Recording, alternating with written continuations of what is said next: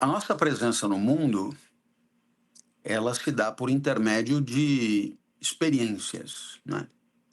A experiência, ela reúne a nossa relação com o mundo.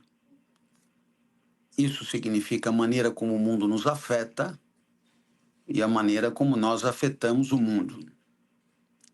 E as nossas experiências poderão ser mais ou menos ricas. E um modo de enriquecer a nossa experiência é dar a ela, por intermédio da nossa consciência, a maior importância possível.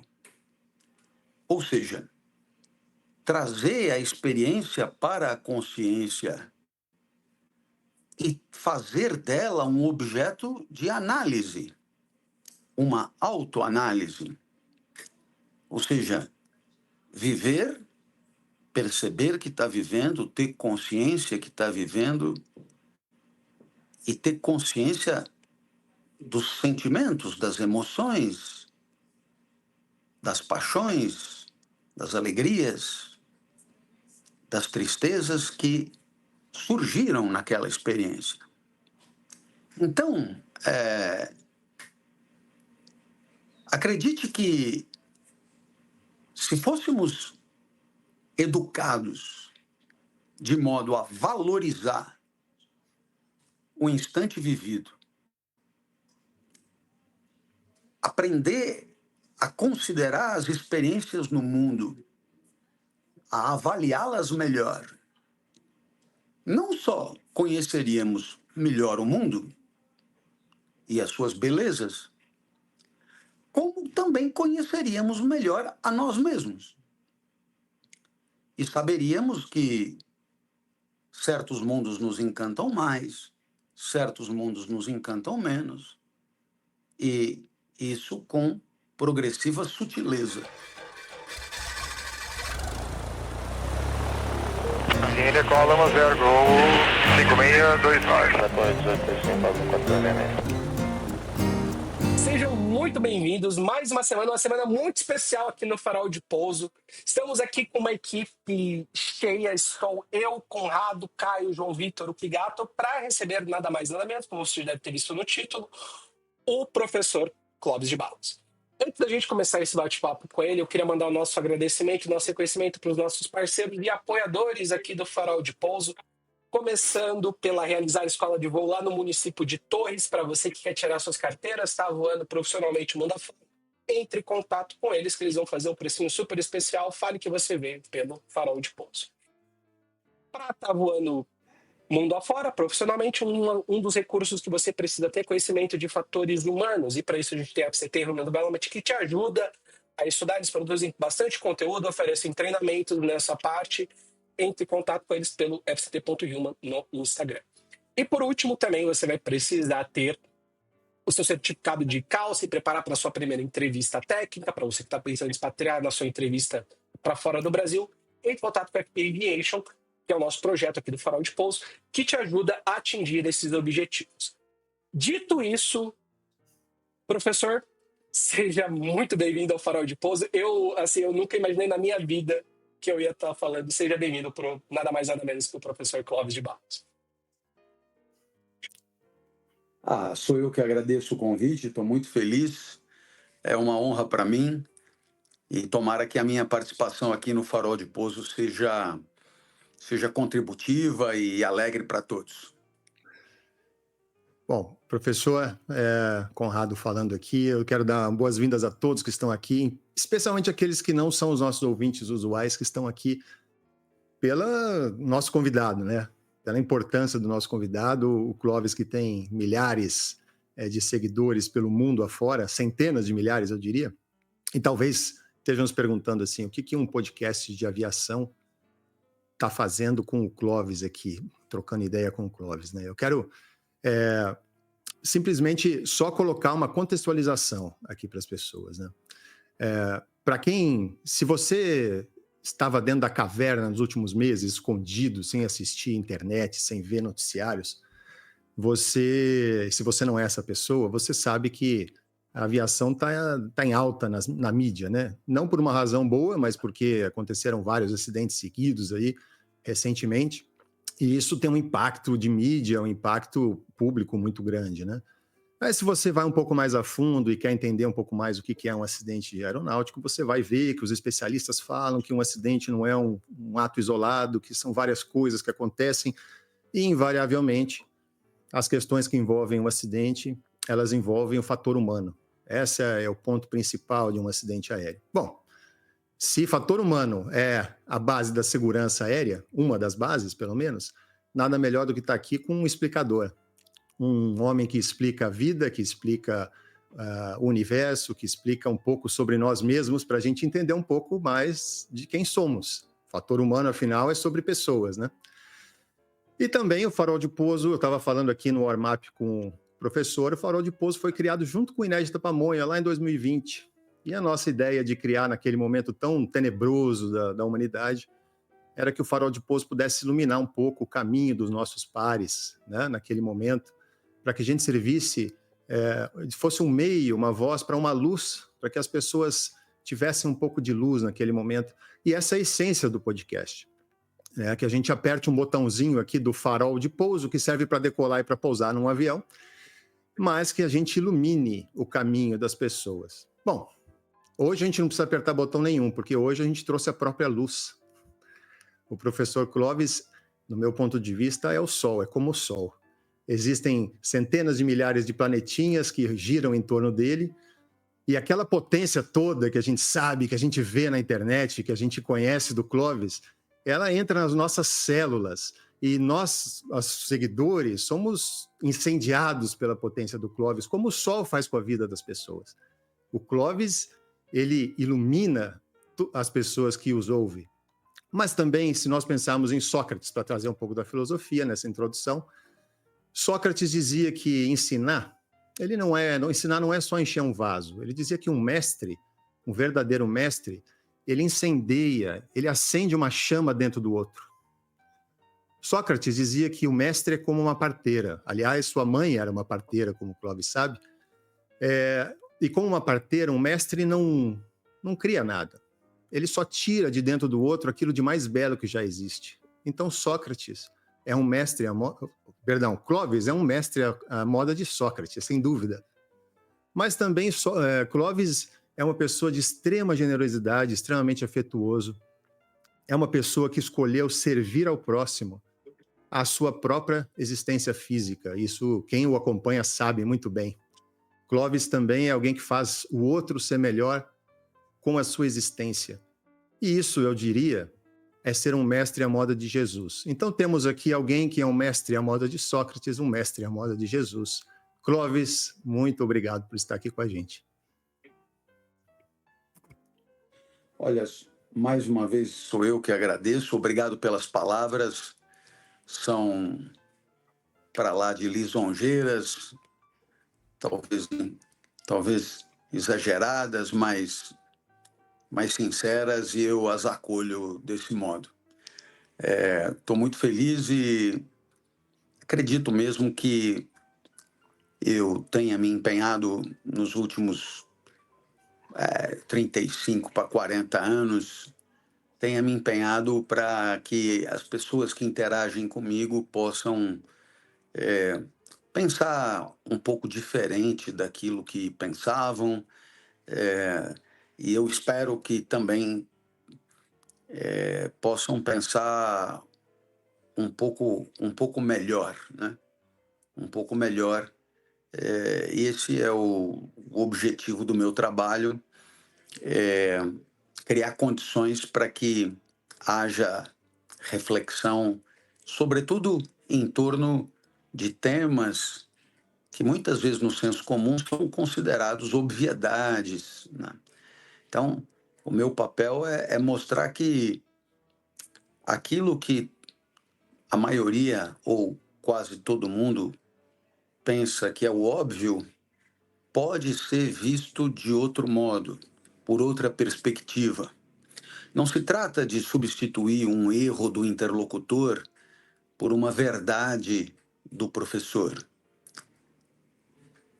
mas sim criar a oportunidade para que o interlocutor enxergue em si mesmo a inconsistência do seu pensar e a possibilidade de um pensar alternativo, que também não será necessariamente verdadeiro, mas que, pode permitir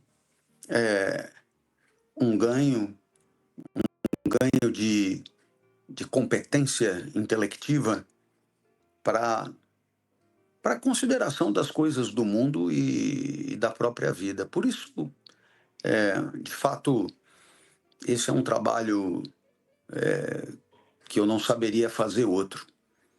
Agora, claro que na hora que você se esforça para que as pessoas possam, em torno, pensar melhor ou, pelo menos, considerar a hipótese de pensar diferente, existe necessariamente um apreço por elas, né? Querer que se aperfeiçoem, querer que sejam melhores, né?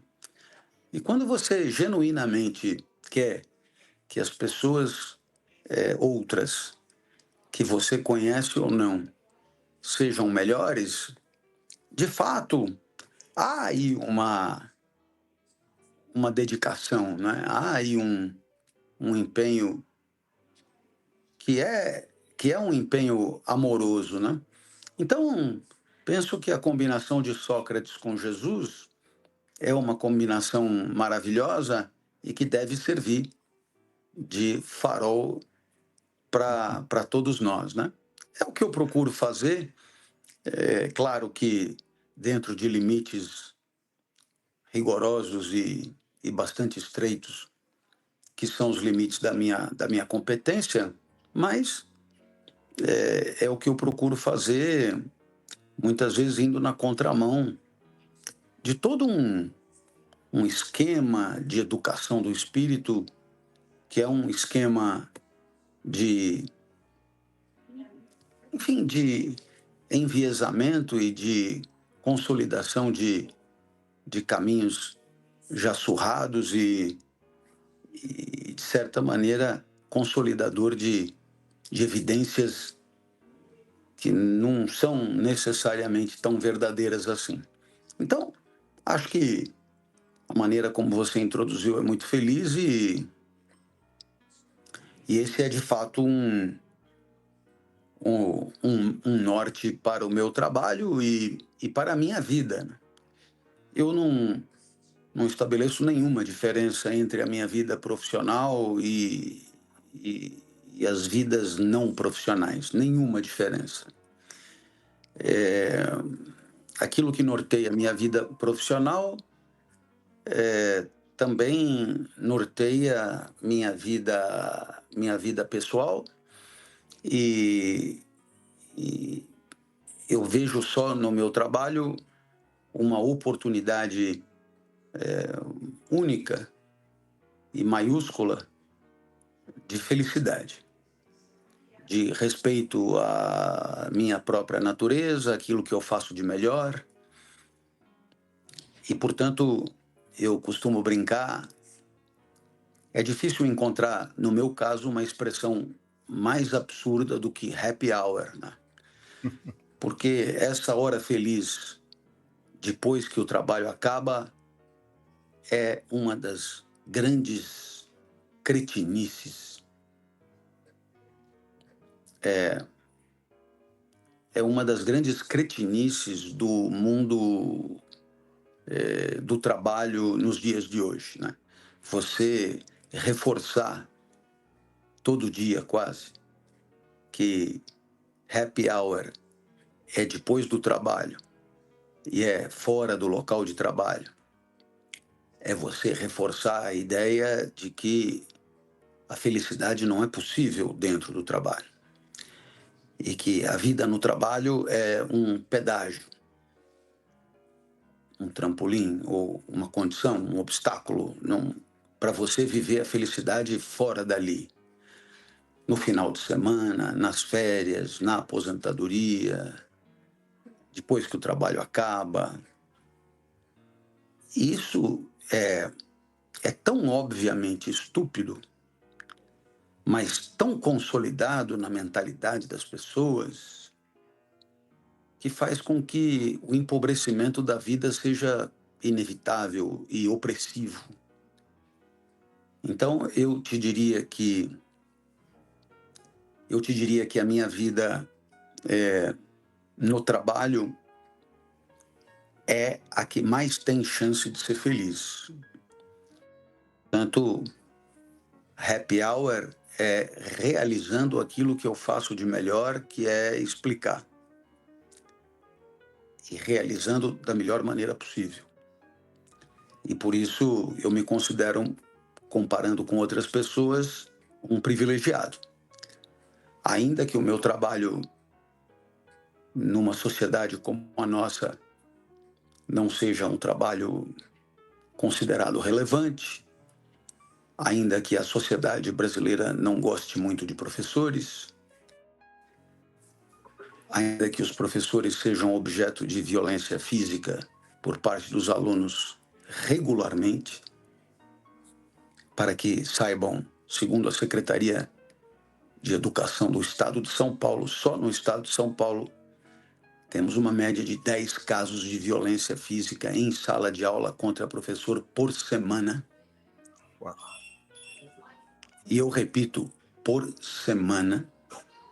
E, portanto, estamos diante de uma sociedade que rebaixa, menospreza e despreza o trabalho do professor.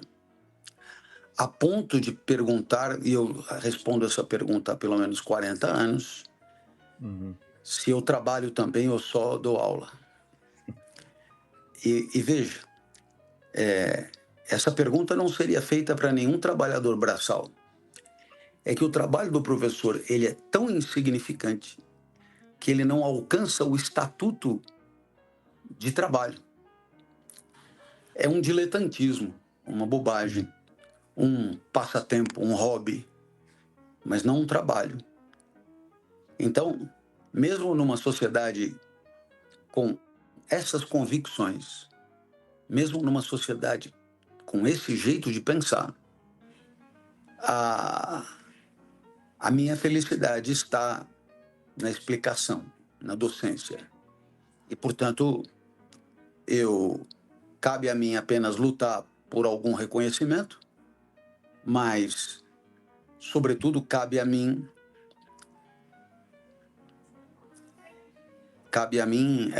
tornar-me quem eu sou, não é? Como a filosofia gosta de dizer. Ou seja, na hora de viver em alinhamento com a própria essência. Então, se eu tenho essência de explicador, ou natureza de explicador, ou daimon de explicador, pois então, que tenha a minha vida dedicada à explicação. E aí, claro, como somos humanos, um traço que marca de maneira definitiva a nossa especificidade é a possibilidade do aperfeiçoamento, a perfectibilidade, a possibilidade de fazer melhor amanhã, né? Um gato já nasce gato e não se supera na sua condição de gato. Mas o humano pode se superar. E ele pode se superar até mesmo na sua humanidade, né? O humano pode se superar até mesmo na sua condição humana, né? Na sua humanidade. E é um pouco nisso que estamos, tentando ser melhores a cada dia. No caso do explicador, não tem outro jeito, é tentar explicar de maneira cada vez mais clara. Às vezes dá certo, às vezes não é possível, mas é nisso que estamos. Eu diria que às vezes dá certo, às vezes dá muito certo no seu caso, né, Clóvis? Mas você vê quando o convidado é bom, ele já sabe as perguntas que a gente vai fazer e já entra no tema. A gente tem aqui uma pergunta para você, Clóvis, que tem tudo a ver com o que você falou. Talvez, eu vou fazê-la, talvez, para o senhor tentar responder com um pouco mais de direcionamento. O piloto é um profissional apaixonado. Eu não quero falar sobre sobre aviação, sobre piloto, mas vamos dizer que é uma profissão de pessoas apaixonadas, assim como é a profissão de professor, pelo menos era, né, Clóvis, há muitos anos atrás, o professor, para querer ser professor, ele tem que ser apaixonado por ensinar, medicina, né, aviação, assim, são profissões que são movidas inicialmente pela paixão, na sua maioria, né? A gente faz isso é uma essência nossa, né? Mas ao longo do tempo, muitos de nós, professores, pilotos, médicos e quem quer que seja, a gente acaba perdendo esse brilho, a gente acaba apagando essa paixão, a gente deixa os percalços da vida, da profissão, a dureza da vida, porque, como o senhor fala sempre, a vida não é um poço de alegrias, a vida é feita de momentos difíceis, duros, e a gente tem que saber aproveitar os momentos bons, mas a gente acaba se deixando levar por isso. E como é que a gente busca essa chama que o senhor está falando? Como é que se busca a chama quando o mundo ele é desenhado para não contemplação?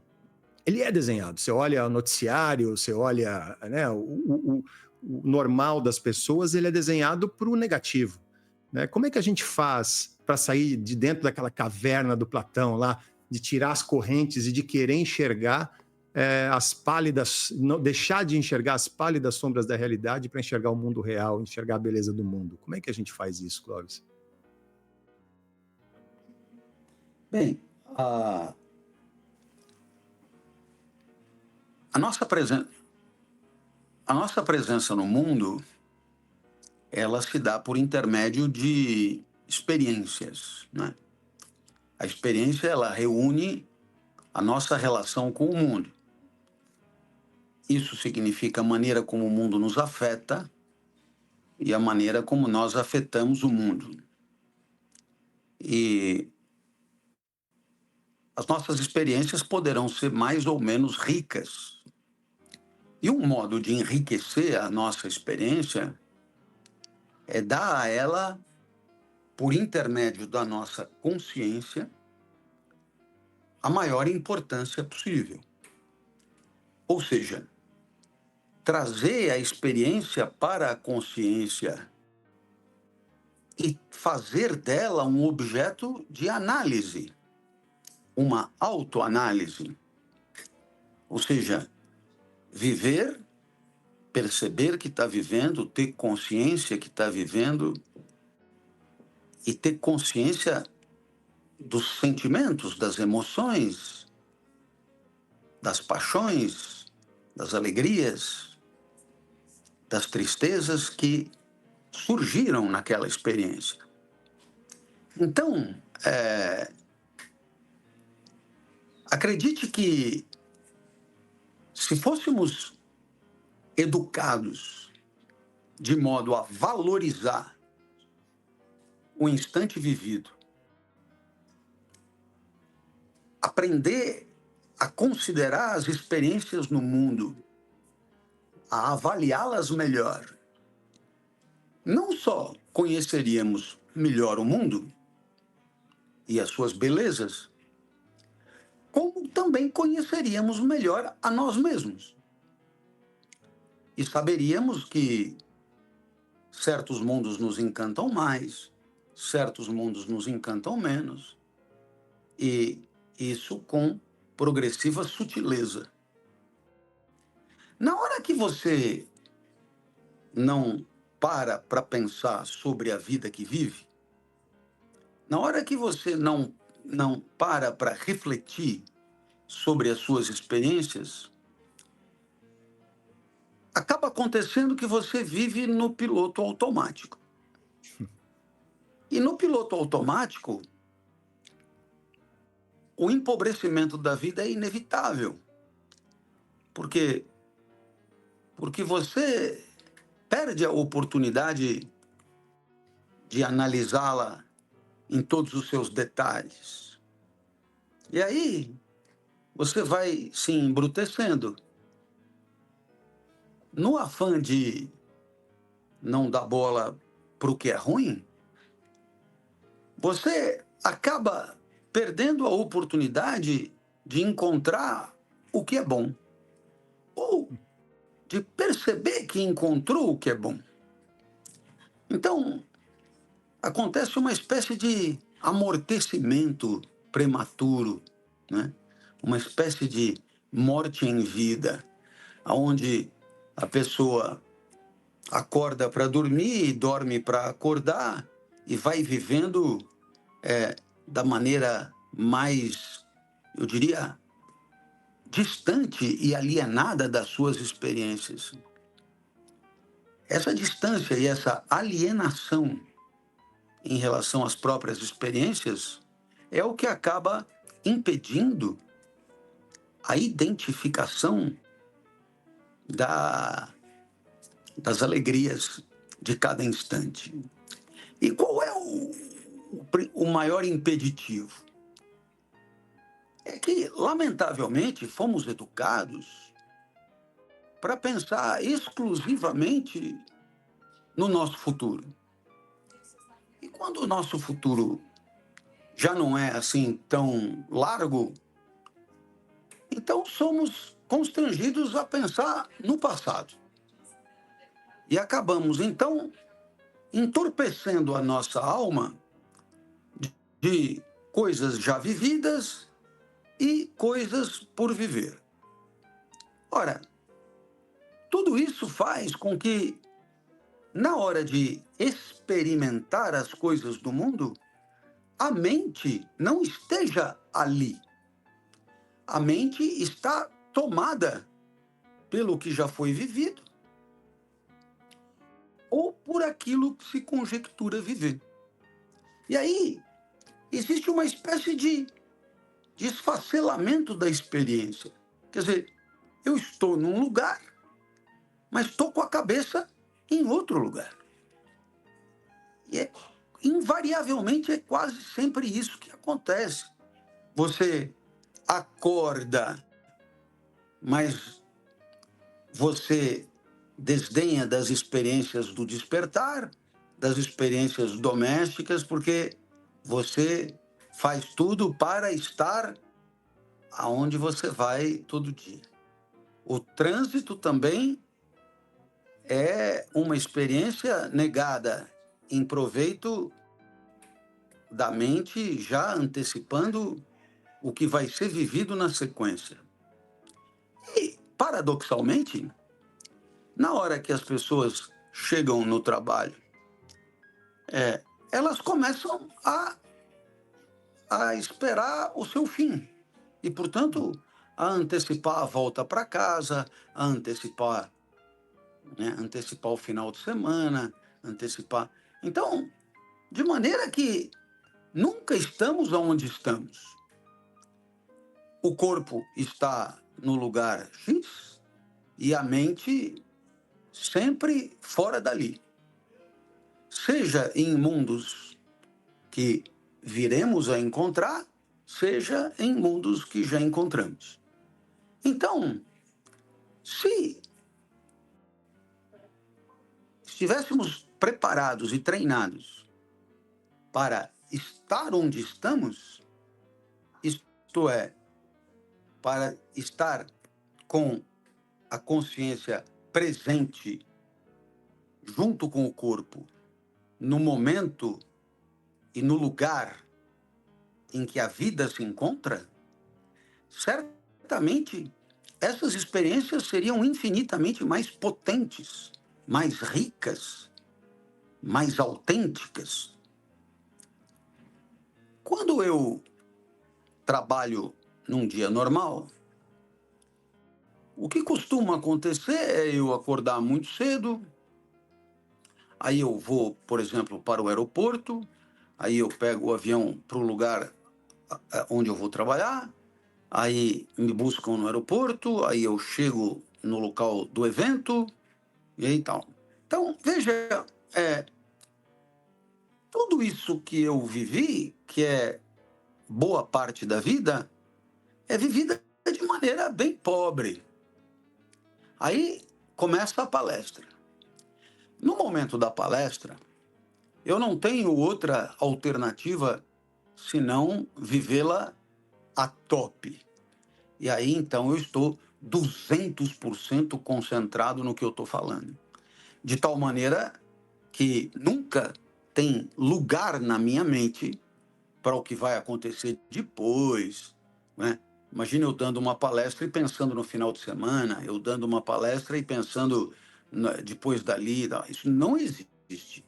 Então, durante a palestra toma todos os espaços da mente, todos eles, né? É o que os americanos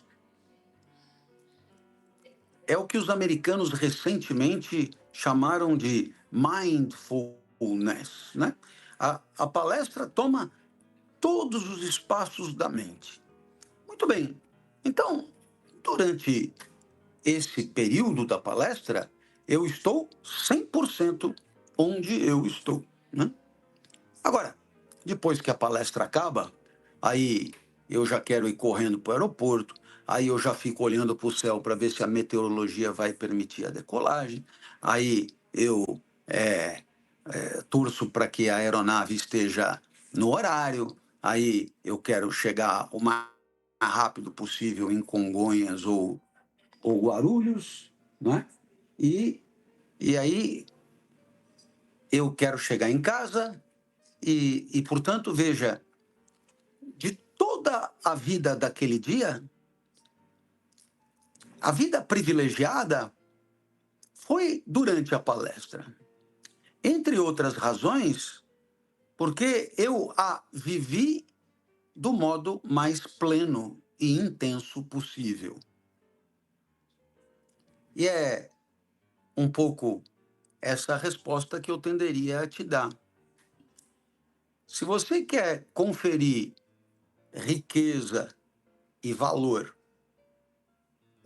à sua vida, pois então trate de considerá-la onde ela está.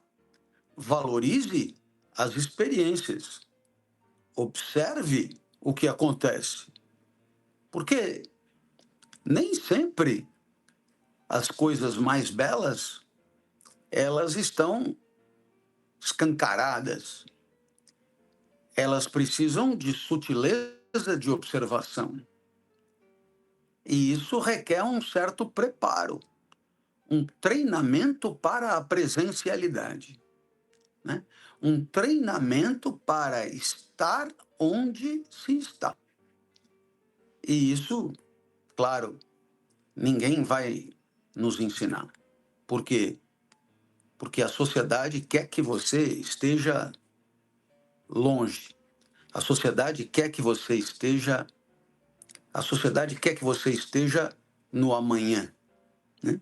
Veja como no mundo do trabalho é recorrente a expressão resultados, metas, propósito, missão, etc. E todas essas palavras, elas indicam o que está por acontecer, né? Então, o mundo do trabalho nos convida, né, a integrar uma organização que precisa de lucro, precisa bater metas, precisa concentrar o capital, precisa enriquecer os seus donos. E, é claro, tudo será feito para que você viva o mundo dos resultados. Mas a sua vida não está no mundo dos resultados, porque o resultado é aquilo que resulta de. E o que resulta de é a consequência. A sua vida está na causa do resultado e não no resultado ele mesmo. Por isso, é preciso estar preparado para viver a vida, para enriquecer a experiência na contramão do que muitas vezes a sociedade espera de você. E isso exige, muitas vezes, um comportamento tido por excêntrico, se você for uma pessoa bem-sucedida, ou cretino, idiota, se você for uma pessoa considerada mal-sucedida. É um pouco o que eu penso para a sua resposta. Agora, o senhor falou na contramão, né? Eu estou aqui com um livro, o último livro, né, que o senhor escreveu, é esse? Projeto de Vida, Caminhos para uma Vida que Vale a Pena, da editora Citadel, né? É isso? Olha, aproveitando para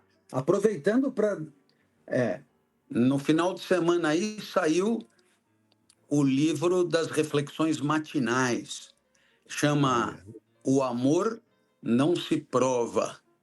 O Amor Não Se Prova.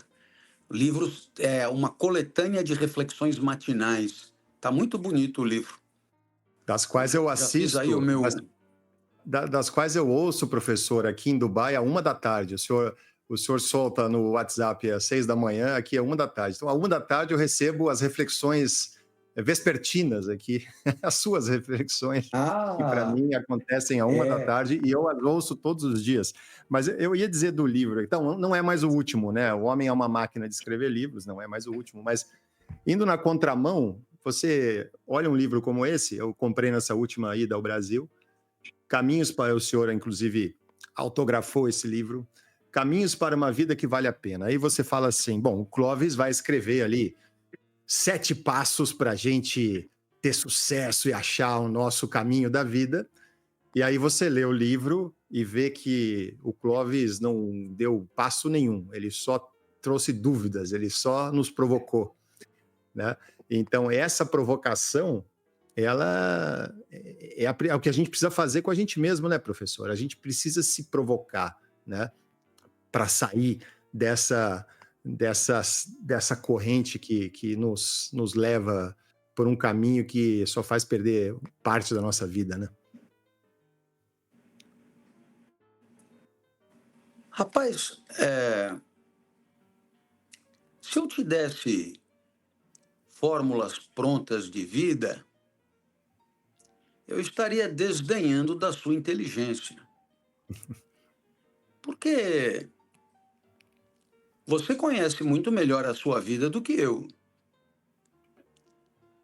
E a vida, ela não tem fórmulas genéricas. O que eu quero dizer com isso? É que as práticas que podem trazer felicidade para você não são as mesmas que trazem felicidade para mim. Portanto, a vida boa requer uma boa dose de autoconhecimento. É só a partir de um bom entendimento sobre si mesmo, é só a partir de um bom entendimento sobre si mesmo que poderemos identificar no mundo aquelas situações de vida que são verdadeiramente potencializadoras para nós. Então, o meu convite é para que cada um entenda a sua vida como o seu patrimônio, que contém, portanto, problemas, mas que contém também belezas, belezas que só podem ser sentidas por quem vive aquela vida específica. A palavra vida, ela tem a pretensão de botar no mesmo balaio a vida de todos os viventes. Mas a palavra vida é só uma palavra. A palavra vida é só uma palavra inventada pelo humano. O que existe no mundo não é vida. O que existe no mundo é vida do Antônio Carlos, vida do Cláudio, vida do Daniel, vida do Ernesto, vida do Paulo, vida do... Então, é claro que integramos a mesma espécie e que, portanto, algo nos assemelha. Mas a vida boa, ela exigirá uma busca e uma investigação que não são completamente comunicáveis, transferíveis. Eu tenho plena convicção disso. Imagina se eu saísse por aí dizendo que para ser feliz é preciso explicar, né? Olha, é claro que haverá quem não tenha nenhum talento para isso. Inclusive, haverá quem não tenha nenhum talento para isso e seja professor. Inclusive, é preciso ir mais longe e dizer que, lamentavelmente, a grande maioria dos professores é professor para completar o orçamento familiar e que não é do ramo. E não é porque é uma pessoa inferior. Não, não é desse ramo. Será certamente de outro ramo, mas não é desse ramo. Então, todos nós sabemos a quantidade de professores desqualificados para o ofício que nós já tivemos. Então, é imprescindível que cada um saiba de si e tenha a coragem de apostar em si.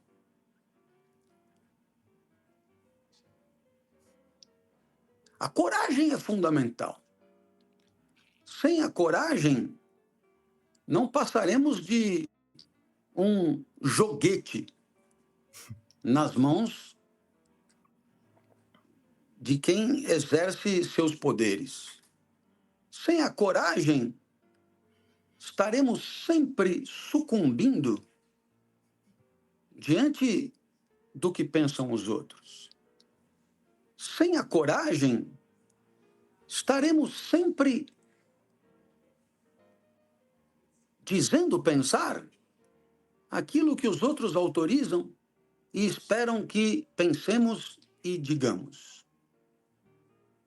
Isso faz com que os tais influenciadores, no fundo, sejam grandes influenciados, porque alinham o seu pensamento àquilo que poderá lhes trazer um maior número de likes ou de seguidores. Ora, que espécie de influenciador é esse que, na hora de dizer o que pensa, diz em função das tendências da moda? Esse é um escravo, não um influenciador. O influenciador, pelo contrário, ele é aquele que, pensando com soberania e autonomia, acaba pela excelência do seu pensamento influenciando outras pessoas. Mas esse costuma dizer o que a grande maioria não está preparada para ouvir ou não quer ouvir. Portanto, esse não terá necessariamente muitos likes, nem muitos seguidores. Portanto, fica aí lançada a provocação maior. Influenciadores verdadeiros não são aqueles que são os mais seguidos. Mas, enfim. O que não é o seu caso, né, Clóvis? O seu caso, você consegue conciliar o fato de influenciar e ter muitos seguidores. Clóvis, você falou sobre autoconhecimento e coragem, tá? Eu quero fazer uma pergunta mais de foro íntimo, se você me permite, né? O senhor passou por desafios recentes de saúde, para quem acompanha o senhor, sabe que o senhor enfrentou e ainda enfrenta uma doença autoimune, teve um momento de muita baixa, né, física, e a gente sabe que talvez o maior impacto dessa doença autoimune foi a perda quase total da sua visão, né? E a gente consegue imaginar para quem é explicador e quem trabalha com literatura, com escrever, a perda da visão é uma limitação muito grande, né? O impacto disso na tua vida é algo que deve ter sido muito forte. Eu lembro quero colocar um pitado de filosofia de Santo Agostinho, que escreveu as suas próprias confissões.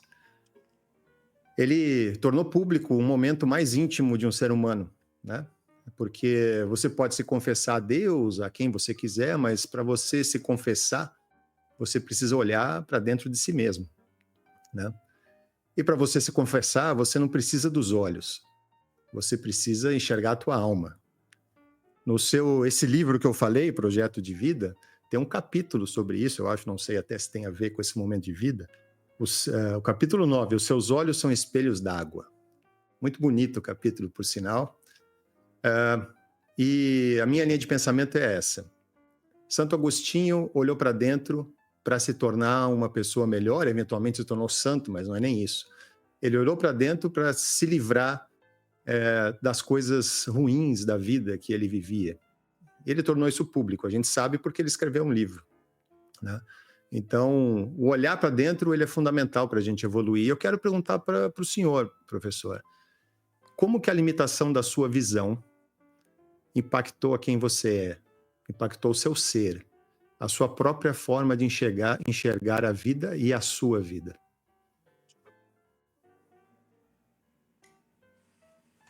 Bom, eu imagino que eu passei a ter algumas convicções ou a reforçar algumas convicções, mas uma delas é a certeza de que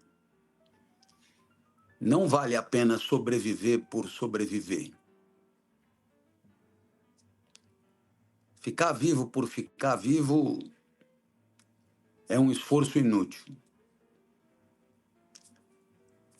E que, portanto, no meu caso, só valeria a pena investir nos poderosos medicamentos que me mantêm vivo se eu pudesse usar a vida que me resta do melhor modo possível. Acontece que o melhor modo possível, para mim, exige a presença das pessoas. E para quem tem uma doença que exige a supressão da imunidade, o contato com as pessoas é extremamente arriscado. Portanto, eu vivo em alto risco, porque estou suscetível a pegar todas as doenças que uma pessoa com a imunidade normal não pegaria. Mas, por outro lado, proteger a vida apenas por protegê-la, sem poder realizar na vida aquilo que é a razão de estar vivo, é completamente inadequado. Portanto, eu, diante dos médicos que cuidam de mim, assumi o risco e a responsabilidade em plena consciência de, durante o meu trabalho, estar vulnerável em situações que, se eu tivesse isolado em casa, eu não estaria nesse nível de vulnerabilidade. Então, essa é a principal ideia. a ideia de que viver por viver não faz a minha cabeça. Viver por viver não fecha a conta. Todos os valores da vida vão além da sobrevivência. Todos os valores da vida vão além da sobrevivência. A sobrevivência é apenas a condição para que esses valores sejam experimentados, implementados, colocados em prática. Então, se a minha obsessão é melhorar a lucidez das pessoas por intermédio do que eu falo, fazendo-as pensar de outro modo, pois então a vida será vivida assim e plenamente. Agora, claro, fico mais à mercê do acaso? Fico. A vida poderá se interromper antes? Certamente. Mas é preferível um tempo mais curto de vida plena do que uma vida estendida em vazio de valores. Então, essa é a mensagem.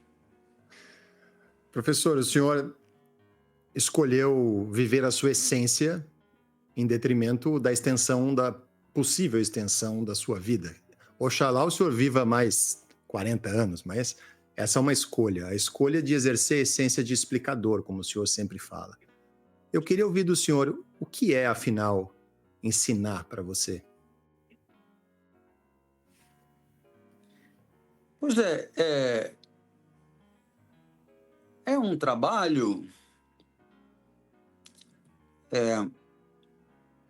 que permite, por intermédio de um certo número de premissas consideradas em comum com o educando, que ele, educando, faça suas inferências.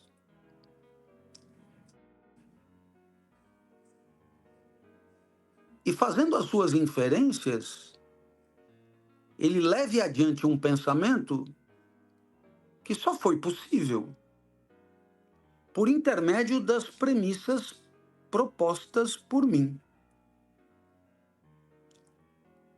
É como se eu desse para alguém uma bicicleta,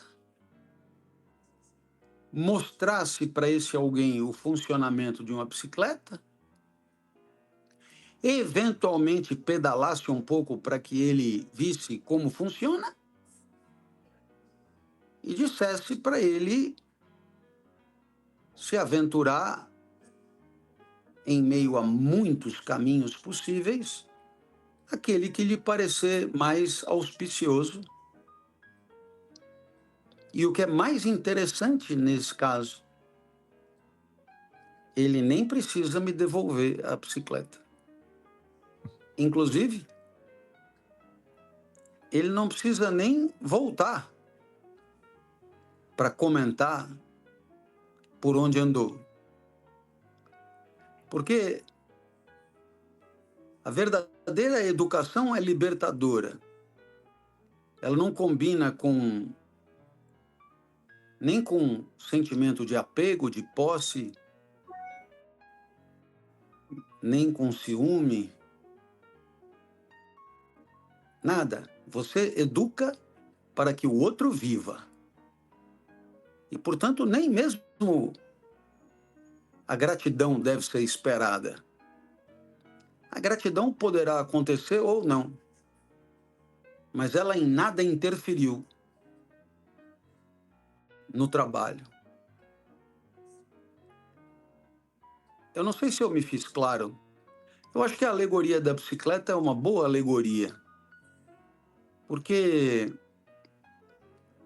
de fato, depois que o educando começa a pedalar, e ele dá algumas pedaladas, ele se distancia de você, educador,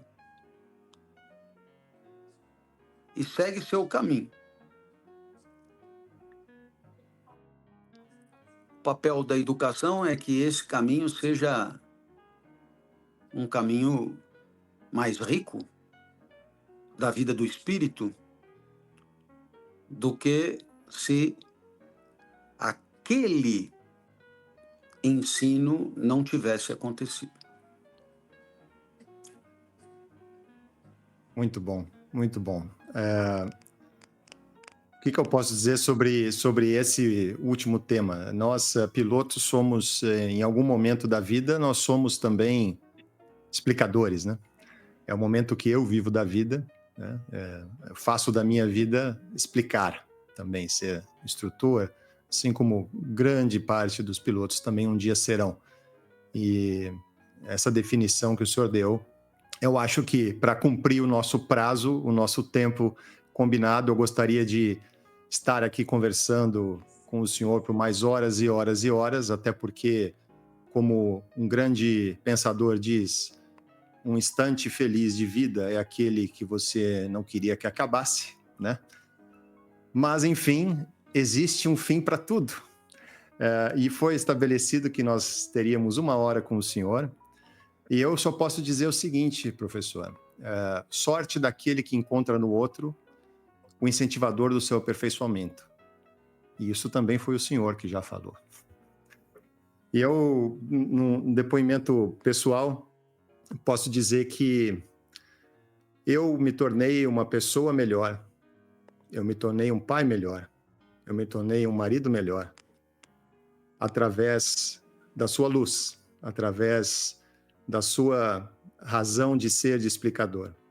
E eu sei que tantas outras pessoas no mundo sentem o mesmo carinho, o carinho e o amor e a generosidade com que o senhor passa para todos nós, sendo generoso com um podcast minúsculo, insignificante, estando aqui com a gente, sendo luz para todos nós. Aliás, apóstolo Paulo dizia: tudo que é exposto à luz se torna luz, né? E hoje nós aqui do Farol de Pouso deixamos de ser um farol e nos tornamos também luz. Então, eu queria, em nome de todo mundo que está ouvindo aqui, da nossa equipe, professor, te dar um abraço. Tudo que eu mais queria agora era poder te dar um abraço, mas um abraço daquele que se estende além do físico. Aquele abraço que eu poderia fazer com que meu coração chegasse perto do seu e te dissesse o quanto eu sou agradecido e somos agradecidos pela sua existência. Que meu coração pudesse dizer ao Senhor o quanto o Senhor é importante para as pessoas e o quanto a gente precisa de alguém como o Senhor para iluminar o caminho da gente. E eu me emociono porque, de fato, o Senhor é alguém que eu acho que as pessoas olham e não olham como se fosse um mestre, como se fosse alguém inatingível, alguém que está na internet. Não, eu acho que a gente enxerga você, professor, com afetuosidade, com carinho, não de um pai que julga, mas de um irmão mais velho. E tudo que eu mais queria era poder te abraçar, para te agradecer pelo seu trabalho, pela sua existência, por estar aqui com a gente no nosso podcast. Obrigado, professor, muito obrigado. Sou eu que agradeço a todos, que esse abraço seja também estendido a todos que nos ouvem, que o podcast tenha vida longa, que os ouvintes do Inédita Pamonha compartilhem e que os ouvintes que você tão bem soube cultivar também se interessem cada vez mais por filosofia, porque assim vamos cruzando caminhos e vamos fazendo da nossa convivência a mais auspiciosa possível. Um beijo grande para todos. Obrigado, professor. Bom, para você que chegou até aqui o final com a gente, você deve ter visto no vídeo que todo mundo ficou com o olho bem bem arregalado. E, cara, eu queria agradecer de novo e o professor e agradecer todo o nosso apoio, nossa parceria aqui no Farol de Pouso, a Realizar, a FCT e a FP Aviation. Gente, muito obrigado e tchau, tchau. Cine Column 0 Gol 5629. 418, 466.